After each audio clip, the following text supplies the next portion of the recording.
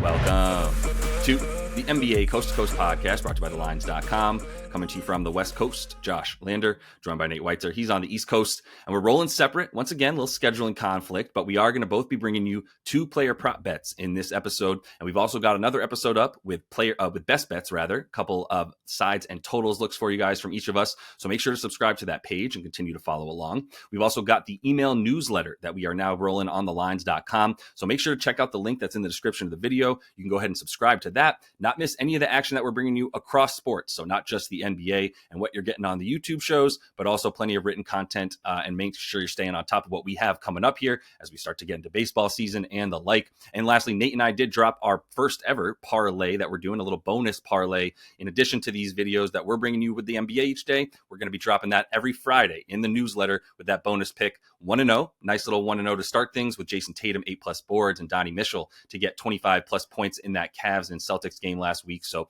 hoping to keep that rolling with you guys. Check out that newsletter, but let's go ahead and jump right into Nate's first play a prop here for Monday. Yeah, really like DeMar DeRozan, old friend of the show. I think it's time to take his points. 22.5 is even money or better some places. And you know, after a few quiet games and some different type of matchups, now he gets just like red carpet to the rim against Dallas, or to pull up in the mid-range. Just basically could do whatever he wants again against his team. Scored 42 on 15 to 22 shooting the last meeting. It went to overtime. Daniel Gafford injured after 10 minutes. He's obviously not walking through that door. Neither is PJ Washington, who's actually ruled out. So love that we actually know the deal for Dallas. They're rotating in centers that they're picking up off the street. I think Moses Brown gives way now to Kai Jones, whatever they want to do there. But I mean, DeRozan, he can get it going here, especially with no Sabonis. This is basically only the second game all year with no Sabonis. And the other one was against Detroit. Tough matchup for sure.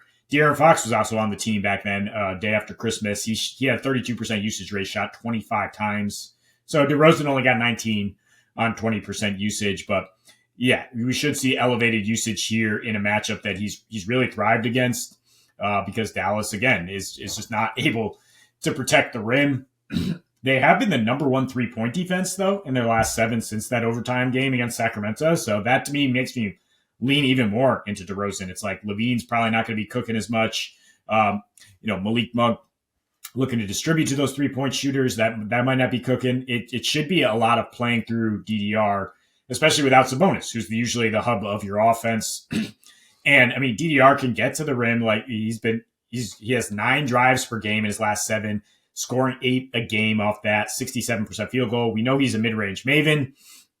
And Dallas only shot 44%, but they got 16 mid-range attempts in that overtime game. DeRozan obviously shot very well when he did hoist it from mid-range, but like that's going to be available. Sacramento was also 75% in the restricted area. Exactly what I'm saying. The lack of paint protection. There were 140 total paint points in that game, as both the Kings and the Mavs could not stop anything going to the basket. So definitely a good game to take an over for a guard, for a wing who's going to have high usage. The game total at 231 is a look for sure. I think we probably see both teams go small here. Joe Val is going to step in for Sabonis. Dallas is going to be so small, they probably play him off the floor.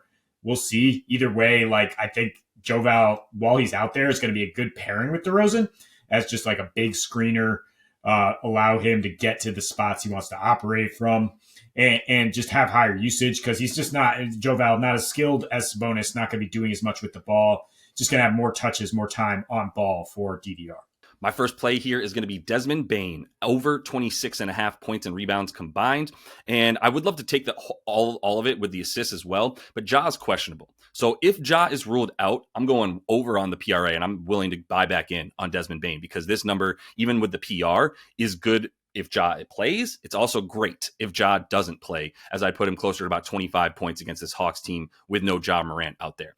With Ja this season, the assists are what take the biggest hit. The ball's in Ja's hands a lot more. He's more the playmaker, a lot more of the playmaker than Desmond Bane is when he's on the court with Desmond Bane. But when he's off court, Desmond Bane is looking at a good amount of assists, looking at about 6 or 7 per 36 when he's playing without Ja Morant. So I would love to add the dimes here and get this up to, about 32.5 PRA. I would take this up to 33.5 PRA for Bane. But once again, the reason I'm taking the points and rebounds right now is because I don't know if Ja's playing. And if Ja is in, this is still a good bet. If Ja is in, if Ja is in and I took the assists, I don't like it as much. So it's too much of a risk to add the assists. But for Desmond Bane, going up against this Hawks team, I mean, this team is bad on defense. And the shooting guard tends to do a lot better as far as the scoring goes against the Hawks team because you have Dyson Daniels out there, right? And that's part of the reason that I want to wait to see what happens with Ja, because we're probably talking about Dyson Daniels playing on Desmond Bane, instead of Ja, if Morant is out, right? But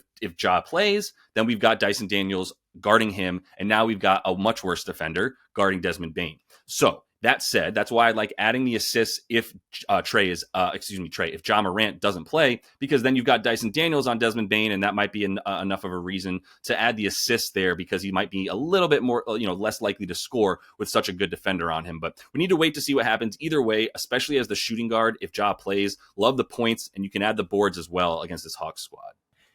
Gonna try to forecast that Miami will sit Bam Adebayo here on a back-to-back. Overtime game. Bam played 42 minutes last night against the Knicks. He's got to be questionable at best here, considering they did sit him against the Mavs right before the break, where they probably could have just won that game if they had played Bam, because the Mavs have nothing down low, as I was saying earlier. So Khalil Ware is the play here. 21.5 points and rebounds is minus 114. He went for 12 and 8 in 29 minutes on that front end against the Knicks, but you just look per 36, 27 points and rebounds per game this year. Per 36 this year. When you go to back per 36, 30.5, because Miami's elder statesmen are a little more tired. The last time out against the Mavs, like I said, Bam sat. Khalil had 21 rebound chances, only grabbed 9 of them, which is awful. He did defer on 4 of those. He did grab 4 contested rebounds.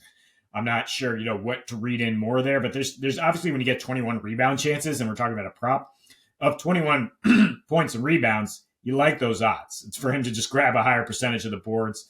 And now the Wizards are the matchup, and they're going to build pretty much a house of bricks, you'd think, with no Brogdon, no Poole, no offensive semblancy other than Chris Middleton in the mid-range. Like, they're just not a good offensive team.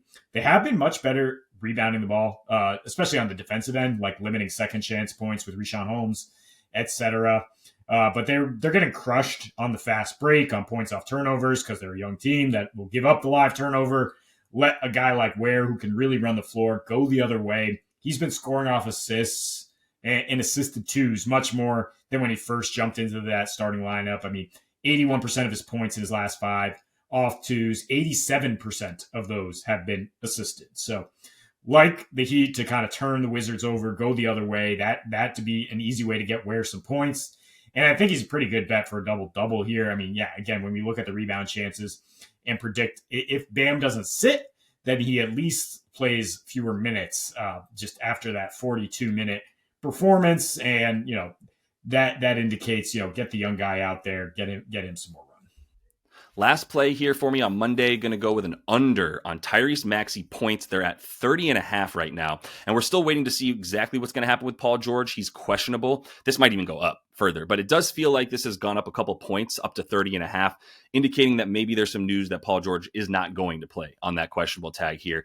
But what's most important for Tyrese Maxey is he's going to be going up against Toumani Camara of the Blazers. And Toumani Camara has been an absolute monster defensively, limiting guys like Darius Garland the other night without Donnie Mitchell playing alongside him, just completely shut down Garland. It was a big reason why they won that game so handily. And then the other one the other day, Isaiah Collier. And I'm pointing these guys out because they're smaller, faster, shiftier guards that the 6'7", 6'8", 200 and let's say 20-pound Toumani Camara is guarding pretty easily. Maybe he's 215, but he's a big dude. And he's still so quick and athletic that he's guarding these tiny, small, shifty guys with no problem. And just shutting him down, just taking him out of the game entirely. And I can't see that not being the case here with Tyrese Maxey, who isn't getting 30 a game without Joel playing with him anyway. I mean, if you look at him on the season, he's played 35 games without Joel Embiid. He has scored 31 points 12 times out of 35 games. This is just us expecting the old Tyrese Maxey to come in and do heroic stuff, and not against this above the break defense for Portland, which has been the number 1 defense above the break in the last 15 games.